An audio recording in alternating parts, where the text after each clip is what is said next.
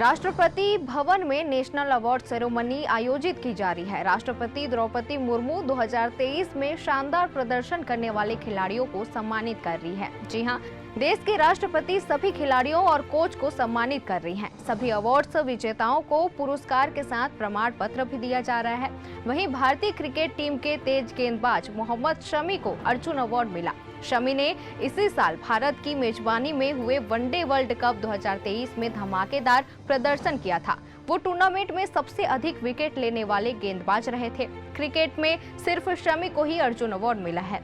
वहीं star shuttler Satwik Sairaj Rankireddy और चिराग शेट्टी को पिछले साल बैडमिंटन में धमाकेदार प्रदर्शन करने के लिए खेल रत्न से सम्मानित किया गया है। ये देश का सबसे बड़ा खेल पुरस्कार है। इस बार कुल 26 खिलाड़ियों को अर्जुन अवार्ड दिए जाएंगे, जबकि 2 खिलाड़ियों को खेल रत्न से सम्मानित किया जाएगा। वहीं इन 26 खिलाड़ियों की पूरी लिस्ट हमारी स्क्रीन पे आप देख सकते हैं।